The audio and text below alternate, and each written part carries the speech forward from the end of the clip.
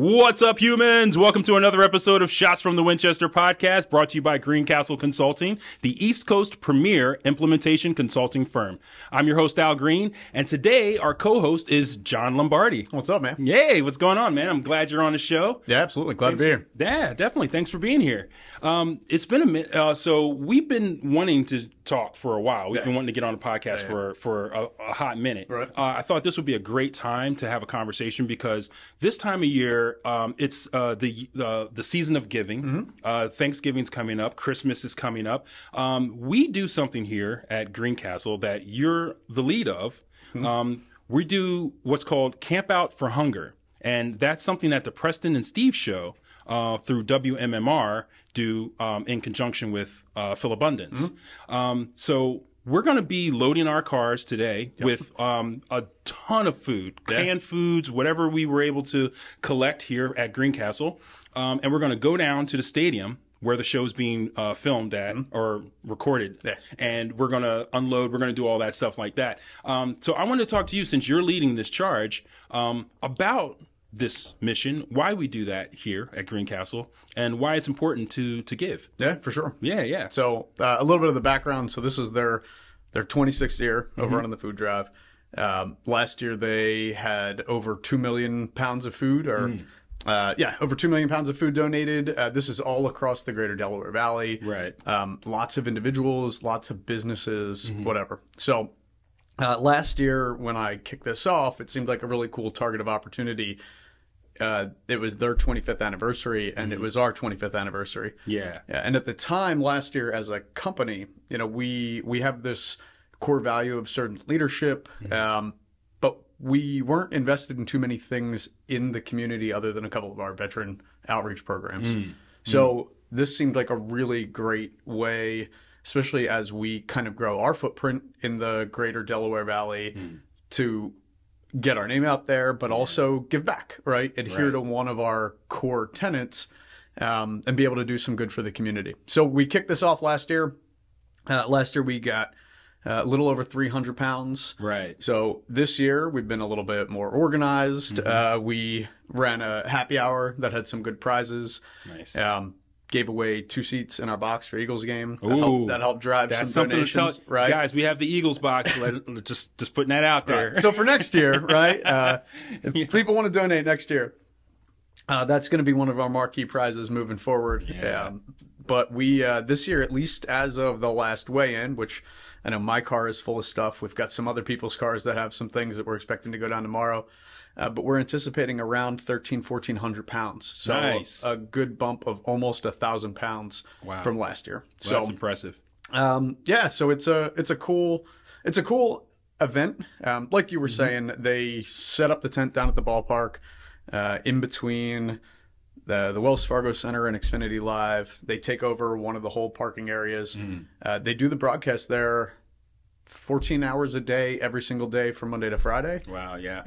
And then all the hosts, I think they're in campers, right? But they camp out, but they stay in the parking lot all week. They do the broadcast there live, so that it becomes like it's an event, right? Yeah. They call it a blitz, but obviously most of these companies are doing their donations over the course of the year, kind of like what we're doing, and this is the big culminating event. Yeah. So there's carnival rides, there's free food. Dunkin' Donuts sets up a tent so you can be, caffeinated when you show up at 6 a.m. So yeah, we're gonna load up some cars this afternoon, head down first thing tomorrow morning, drop it off, and then I think a bunch of us are planning on hanging out tomorrow and enjoying the broadcast for at least a little while before we gotta come back and go to work. Nice.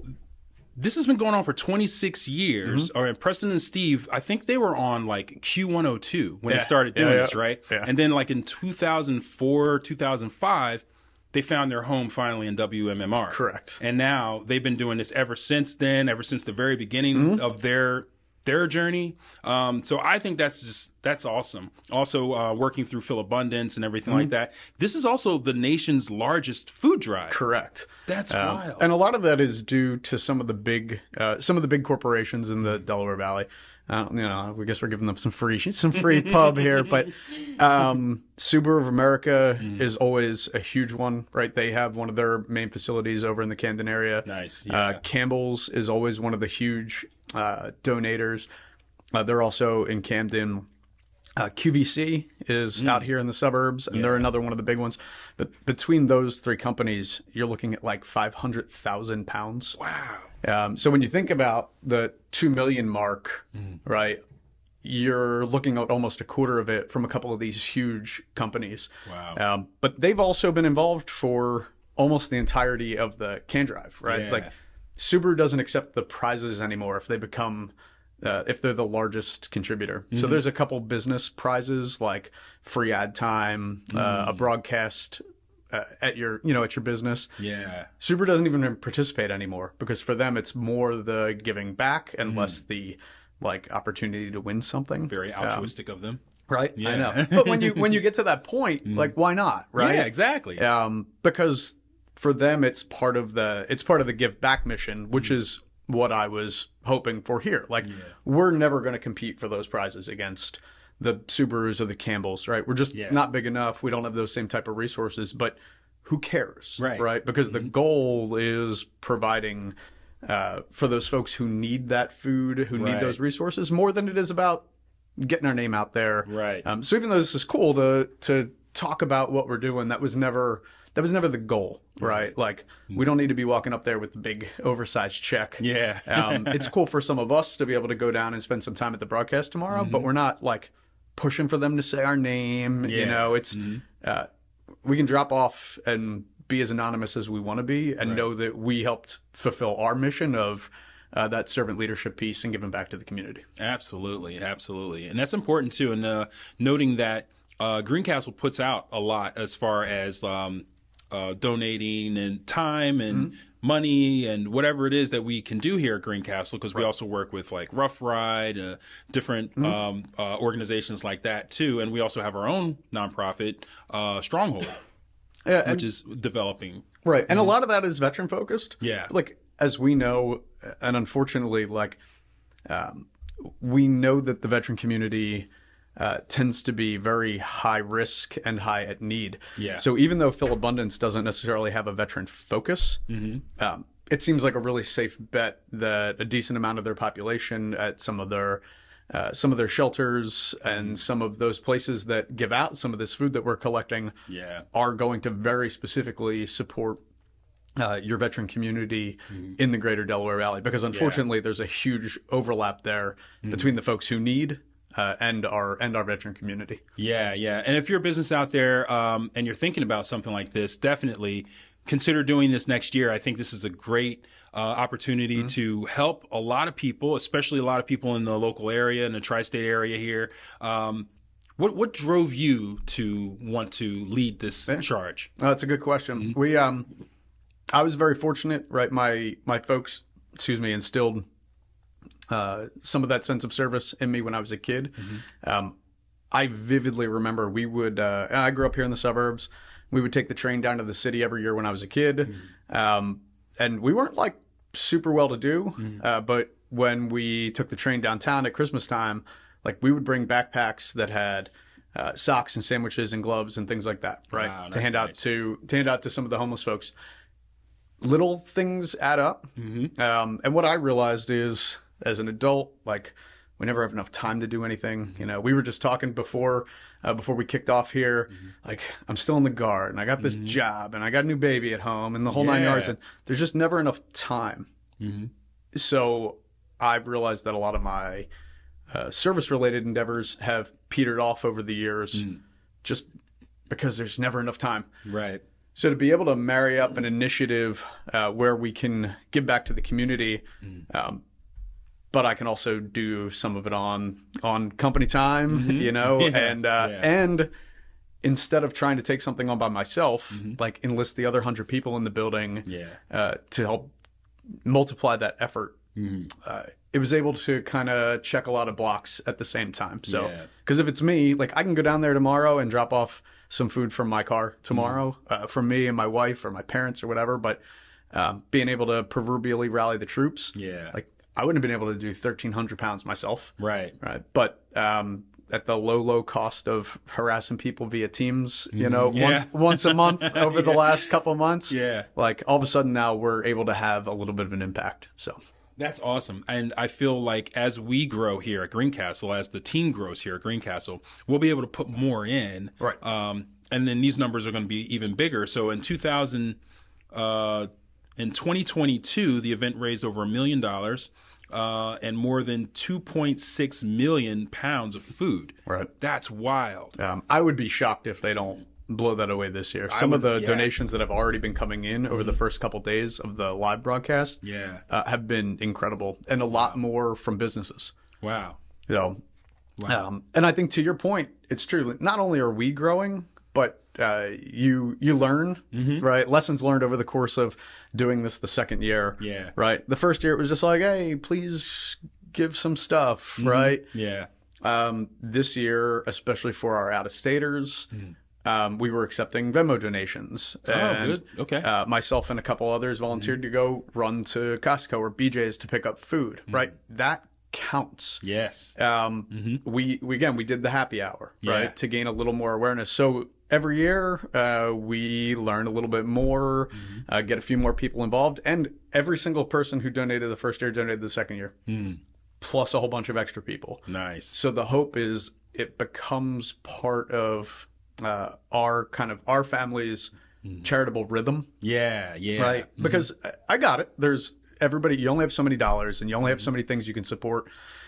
So some people just have their other endeavors that they give to, and that's totally fine. That's great. Yeah. But if this becomes part of your regular thing, right? Like every year, at least as long as I'm doing this, part of what I can give every year is going to go to this event. And I would hope that as it grows here at Greencastle, it becomes part of everybody's cycle, you know, of what they are able to give back over the course of the year. Yeah, and maybe some individuals, and this is also an idea to put out there, maybe some individuals will do their own things that will generate more that we can bring in here and bring it into the numbers that we bring here. Because, like, I think if we're doing maybe up to 1,300 pounds this year, then next year our goal should be 1,500. Right. You know, to 2,000, and then eventually we just start pushing and pushing and pushing. I think, and you got me. So I'm always going to be there. That's perfect. Yeah. So let me get a question real quick from you. Sure. How long have you been working here at Greencastle? Just a hair under 2 years. Okay. So nice. So you got your paddle. I do, for sure. Which was wild, right? Because this was one of the first things that I undertook when I started working here. Immediately. Like, there were people who didn't know I existed. So because you think about it, right? Like we kicked this off about 6 months-ish before the event. Yeah. So it would have been late last spring, early last summer, give or take. Like I think it was the July or August range. So I had literally, it was like, for those who don't know me, like, I'm John, and now we're going to do this thing, and I'm going to bother you every couple weeks. But that was also, I mean, that was a good way to get to know folks and get my name out there a little bit, since we are such a tight-knit community here. That finding ways to introduce myself to the company, but also get to know some of the folks that were here was a good opportunity too. Yeah. But yeah, it was like one of the very first things I did while I was here. And I kind of was like, Joe allowed me to do this because it required zero effort from him. I was like, Joe, do you mind if we do this can drive? Yeah, sure. What do you need from me? Yeah. Nothing. Yeah. And he was like, then I'm all about it. Go for it. So, whereas this year we hit him up for some donations with the raffle and things like that. So joke's on him. Every year he's getting a little more involved. Yeah. Right. He didn't bring him out. Yeah, he didn't know what he signed up for. Closet there. Right. Yeah. Well, that's a good thing. So I want to do something a little different. Okay. All right. We've been doing this. I've done this for a few people now, so I'm doing this with you now, too. Okay. So I got a game going on. It's called Meet the GACer Face Off. Okay. Okay. So Face Off basically is Family Feud. Okay. All right. So you're going to have four answers, okay, to this question, and I'm going to ask you. Okay. If you can get all four of those answers, you'll be entered into a bracket so that you can win a bigger prize later on before we get to Vet Fest. Okay. I like it. All right. So let's jump in. Okay. All right. So Meet the GACer Face Off. John Lombardi, your question is, name something a hardcore football fan wears to the stadium on game day? I thought this would be a great question since we're going down to the stadium. True. Oh yeah. Oh yeah. And we're in the heart of sports season. We got Eagles, Sixers, Flyers all winning right now. Yeah, man, they're doing well. And I owe you 4 answers. Okay. All right. So, the top one's easy. All right. So if you're going to an NFL game, you're wearing your jersey. Jersey is the number 1 answer. Okay. Yes. It says jersey, team color. Yeah, of course. Yeah. Okay. So you got 3 more answers. So the second, third, and fourth. Okay. Do I get do you do the buzzer sound if I get one wrong? Yes, I do. You really? Nice. The buzzer sound comes in. Yeah. Okay. So like ball cap. Ball cap. Hat is the third answer. Okay. Hat, cheesehead. Oh, okay. For the one Packers fan we have out there. Okay. So now you have the number 2 answer and the number 4 answer. Okay. What about like costume jewelry, like Raiders fans wear all their beads and stuff like that? Is that on there? No. Sorry, no. That's an X. All right, I got next. So you got 2 X's. You still have 2 chances. Yeah. Okay. All right, and it's NFL specific. Here, I'll name it. I'll do it again. Name something a hardcore football fan wears to the stadium on game day. Face paint. Face paint. Number 2. Face and body paint. All right, you got one. That's the last one at the bottom. Okay. And it's number 4. It's number 4. It's the last one. It's gonna be something ridiculous. If you get this one, I will be impressed. Oh, so it's real hard? It's not, but it's not obvious at the same time. Not necessarily obvious. What about cold weather clothes? Because NFL is mostly in the fall. All right. That's a burn on that one. All right, I got one more guess. One left. I'm surprised I got 3 of them, to be honest. I don't know. You're stumping me. Diapers, so you don't have to go to the bathroom. Diapers. Yes. You don't want to miss a play. Yeah. Depends. That's my final answer. I don't think I'm getting the 4th one. He's like, no. The number 4 answer is foam hand. Finger. I didn't even think about it. That's a good one. All right. Well, that was good. That was fun, though. You got 3 out of 4, so that's good. That counts for something. That counts for something. Yeah, we'll make it work for you. If I was a baseball player, still, those are Hall of Fame numbers right there. Yeah, no, you're definitely making it work. So, well, John, thank you so much for being on the show. Thanks for having me. And thank you for being such a good service member, an amazing human being to want to do this, especially to be in charge of something so philanthropic that helps out the image here at Greencastle, for one, because that's what we love to do, and just being awesome. And you're a new dad, sure am. Everything. So, congratulations on that. Thanks. Anything you want to add to the audience, or normally we do a leadership tip or something at the end, if you have one. Oh, jeez. I know I really put you on the spot right there. Yeah. No, just I would encourage people. I think in the interest of what we're talking about today, right? We got Thanksgiving and Christmas coming up.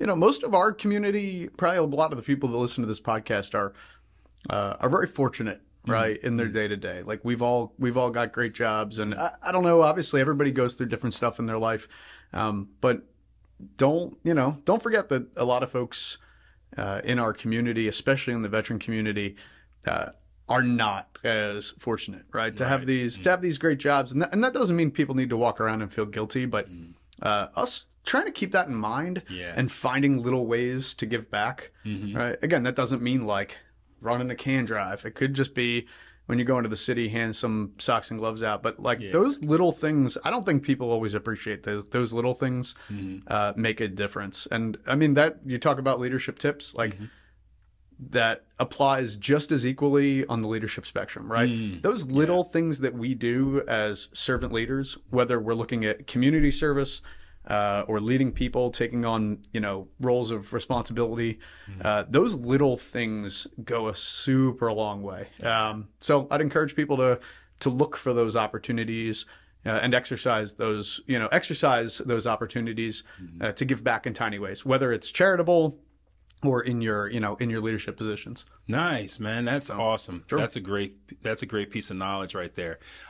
If you guys liked what you heard here or watched, if you're watching this on YouTube, leave us a comment. Talk about this a little bit. Add some flavor to this. If this is something you want to hear more of, let us know so that we can start doing more content like this. Thanks for tuning in. If you found this content to be useful and entertaining, do us a favor and hit the like button. And while you're at it, hit that subscribe button. You can stay up to date with new episodes that we post every week. See you in the next episode.